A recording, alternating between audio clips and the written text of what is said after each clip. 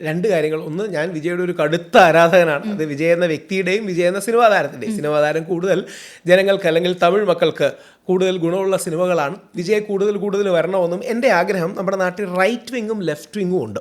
അതായത് right wing എന്ന് പറഞ്ഞാൽ പൊതുവെ സ്വത്വാധിഷ്ഠിതം, ഐഡൻറ്റിറ്റി, ജാതി, മതം, ഭാഷ, ഇതിനെല്ലാം ബേസ് ചെയ്ത് നിൽക്കുന്നതാണ് റൈറ്റ് വിങ്, ഐഡൻറ്റിറ്റി പൊളിറ്റിക്സ്.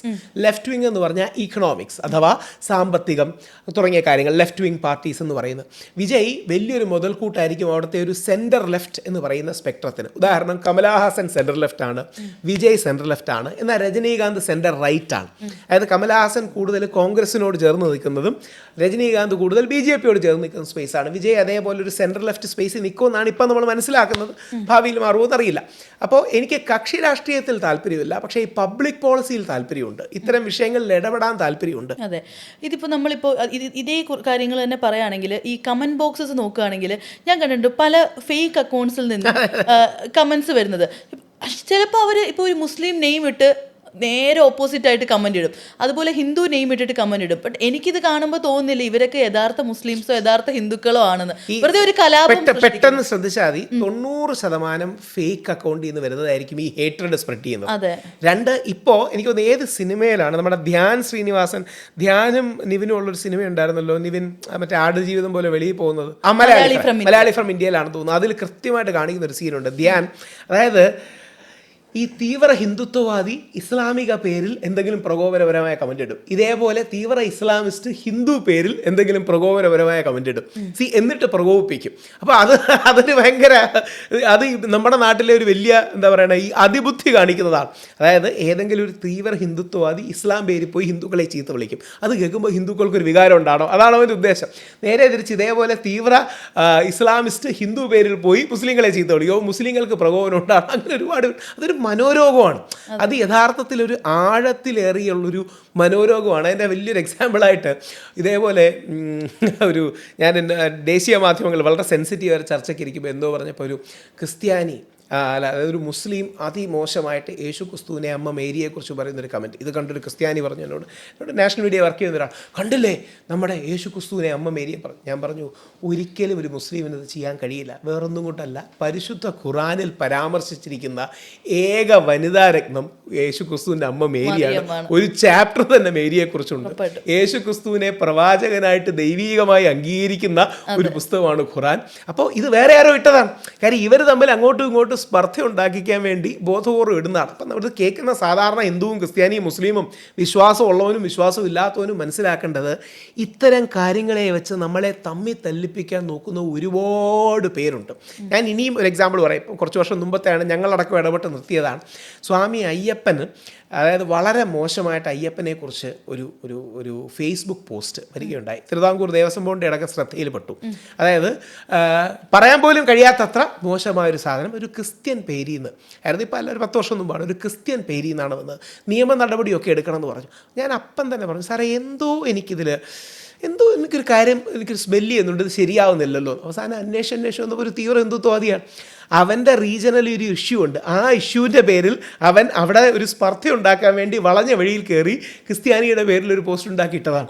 അപ്പം അങ്ങനെ ഒരുപാട് പേർക്ക് ഈ ഭ്രാന്തന്മാരുണ്ട്. നമ്മുടെ കേരളത്തിലെ ലൈവ് ഉദാഹരണങ്ങളുണ്ട്. അതായത് കേരളത്തിൽ രാമകൃഷ്ണൻ എന്നാണ് അയാളുടെ പേര്, സ്വന്തമായിട്ടൊരു അയ്യപ്പ ക്ഷേത്രം, മലപ്പുറത്തെ അയ്യപ്പ ക്ഷേത്രത്തിന് ഈ അവിടെ ഉച്ചിഷ്ടങ്ങളൊക്കെ വലിച്ചെറിഞ്ഞ് അത് മുസ്ലിങ്ങൾ ചെയ്തതാണെന്ന് വരുത്തി തീർക്കുന്നുണ്ട്. ഇത് കഴിഞ്ഞൊരു 150 വർഷം ഇന്ത്യയുടെ പല ഭാഗങ്ങളിലും പശുവിൻ്റെ ഇറച്ചിയും പന്നിയുടെ ഇറച്ചിയും കൊണ്ടിടും. ഇവർ തന്നെ കൊണ്ടിടും, എന്നിട്ട് മറ്റവരാ ചെയ്തതെന്ന് പറയും. ഒരു കലാപം ഉണ്ടാക്കുന്ന ആ മനസ്ഥിതിയുള്ള ഒരുപാട് പേരുണ്ട്. അപ്പം നമ്മൾ 90% അങ്ങനെയല്ല. നമ്മളൊരു സൗഹാർദ്ദം. ഞാൻ പഠിച്ചത് എല്ലാം ക്രിസ്ത്യൻ സ്കൂൾസിലാണ്. എൻ്റെ അമ്മ പഠിച്ച ക്രിസ്ത്യൻ സ്കൂൾസിലാണ്. എൻ്റെ മുത്തശ്ശി പഠിക്കുന്ന ക്രിസ്ത്യൻ സ്കൂളിലാണ്. എൻ്റെ മോൻ യാഗെന്ന പേര്, യാഗ് പഠിക്കുന്നത് തിരുവനന്തപുരം സെൻറ്റ് തോമസിലാണ്. നമ്മളെല്ലാം അങ്ങനെ ഒരു ബഹുസ്വര പാരമ്പര്യത്തിൻ്റെ ഭാഗമായിട്ട് വളർന്നു വന്നതാണ്. അതാണ് നമ്മുടെ ശക്തി. ഇന്ത്യയുടെ ശക്തി എന്ന് പറഞ്ഞാൽ ആ ബഹുസ്വരതയാണ്. അതെ. ഈ ജാതി എന്ന് പറയുന്നൊരു സംഭവം പലരും പല കാര്യങ്ങൾക്കും ജാതി കാർഡുകൾ ഇറക്കുന്നത് നമ്മൾ കണ്ടിട്ടുണ്ട്. അതിനോട് യോജിക്കുന്നുണ്ടോ? ജാതീയത തെറ്റാണ്, സമുദായങ്ങളൊരു യാഥാർത്ഥ്യമാകാം. അതായത് ആ നിലപാടെന്ന് പറഞ്ഞാൽ വ്യത്യസ്ത ജാതികളാണ്. നമ്മുടെ നാട്ടിൽ നായർ സമൂഹം, കേരളത്തിലെ പ്രമുഖമായ ഒരു സമൂഹമാണ് നായർ സമൂഹം. ഏകദേശം 10 മുതൽ 12 മുതൽ ചില ആൾക്കാർ 14 എന്ന് പറയുന്നു. ഈ 10 to 14% നായർ സമുദായമുള്ളത്. ഹിന്ദുക്കൾ മറ്റൊരു പ്രമുഖ സമുദായമാണ് ഈഴവ സമുദായം. ഈ നായർ സമുദായത്തിലാണ് ഭാരതകേസരി മന്നത്ത് പത്മനാഭൻ, NSSന്റെ സ്ഥാപകൻ, ചട്ടമ്പി സ്വാമികൾ ഒക്കെ വന്നു പറഞ്ഞത്. ഇതേപോലെ ലോകഗുരുവായി നമ്മുടെ ഇടയിൽ പറഞ്ഞ ശ്രീനാരായണ ഗുരുദേവനാണ് ഈഴവ സമൂഹത്തിൽ വന്നു പറഞ്ഞത്. 20-22%, 24% ചിലർ പറയുന്നു ഈഴവ സമൂഹമാണ്. പിന്നെ നമുക്ക് പുലയ സമൂഹമുണ്ട്. മഹാത്മാ അയ്യങ്കാളി, മഹാത്മാഗാന്ധിക്കൊക്കെ വളരെ ആദരവ് തോന്നിയ, മഹാത്മാഗാന്ധി പുലയ രാജാവെന്ന് വിളിച്ചതാണ് മഹാത്മാ അയ്യങ്കാളി. വില്ലുവണ്ടി യാത്രയൊക്കെ നടത്തി കേരളത്തിലെ മുന്നോട്ട് നയിച്ചതിൽ മഹാത്മാ അയ്യങ്കാളി എന്നാണ് നമ്മൾ വിളിക്കുന്നത്. അയ്യങ്കാളി അടക്കമുള്ളവർ. പറയ സമൂഹമുണ്ട്, ശുഭാനന്ദ ഗുരുദേവൻ. നമ്പൂതിരി സമൂഹമുണ്ട്. അതിൽ കമ്മ്യൂണിസ്റ്റുകാരായി മാറിയ വ്യക്തികളാണ് EM ശങ്കര നമ്പൂതിരിപ്പാട്, നമ്മുടെ ആദ്യ മുഖ്യമന്ത്രി. അങ്ങനെ ഇപ്പം വിശ്വകർമ്മ സമൂഹമുണ്ട്. അങ്ങനെ വ്യത്യസ്ത ജാതി സമുദായങ്ങളുണ്ട്. ഈ സമുദായങ്ങൾ ഒരു റിയാലിറ്റിയാണ്. പക്ഷേ ജാതീയത, ഉച്ചനീചത്വം, ഇന്നയാൾ കൂടുതൽ, ഇന്നയാൾ കുറവ്, ഇന്നയാൾ നല്ലത്, ഇന്നയാൾ മോശം എന്ന് പറയുന്ന ആറ്റിറ്റ്യൂഡ് ശരിയല്ല. നമ്മുടെ പൂർവികരെല്ലാം നോക്കിയത് ഇവരെ വിളക്കി ചേർക്കാനാണ്. അങ്ങനെയാണ് ഇന്ന് ഏറ്റവും കൂടുതൽ ഹിന്ദു സമൂഹത്തിലുണ്ടെന്ന് പറയുന്ന സോക്കോൾഡ് ക്ലാഷ് ഈ നായർ ഈഴവ ക്ലാഷാണ്. അല്ലെങ്കിൽ നായർ ഈഴവരും അങ്ങോട്ടും ഇങ്ങോട്ടും യോജിക്കില്ല. എന്തൊക്കെ ഹിന്ദു ഐക്യം പറഞ്ഞാലും നായർ മോളെ ഈഴവന് കെട്ടിച്ചു കൊടുക്കില്ല, ഈഴവൻ തിരിച്ച് മോളെ നായർക്ക് കെട്ടിച്ചു കൊടുക്കില്ല, തുടങ്ങിയ കാര്യങ്ങൾ പറയും. അപ്പോൾ അവിടെയാണ് മന്നത്ത് പത്മനാഭനൊക്കെ എടുത്തൊരു നിലപാടെന്ന് പറഞ്ഞാൽ അത് ശ്രീനാരായണ ഗുരുദേവനെ വെച്ച് പറയുകയാണ്. നമ്മൾ നായന്മാരും ഈഴവന്മാരും നമ്പൂതിരിമാരും പുലയന്മാരും ആദിവാസികളും അമ്പലവാസികളും നമ്മളെല്ലാവരും ഇന്ന് ശ്രീനാരായണീയരാണ്. ശ്രീനാരായണ ഗുരു ഇതൊരു ബാലൻസാണ്, കൺസെൻസസ് ബിൽഡിംഗ് ആണ്. ഇങ്ങനെയല്ലേ മുമ്പോട്ട് പോകാൻ കഴിയും. ഇതൊരു പോസിറ്റീവ്. നമ്മുടെ ദ്രൗപദി മുർമു നമ്മൾ ഏറ്റവും ആദരിക്കേണ്ടതാണ്. അവർ വലിയ സ്ത്രീയാണ്. അവർ പുതി ബിറാഞ്ചി, അവരുടെ ഒറിജിനൽ പേരെങ്ങനെ, അവർ സന്താൾ വിഭാഗത്തിൽ നിന്നാണ്. ഷെഡ്യൂൾഡ് ട്രൈബ്, ഇന്ത്യയിലെ ഏറ്റവും പ്രാചീനമായ ഗോത്ര വിഭാഗങ്ങളിലൊന്നാണ് സന്താൽ.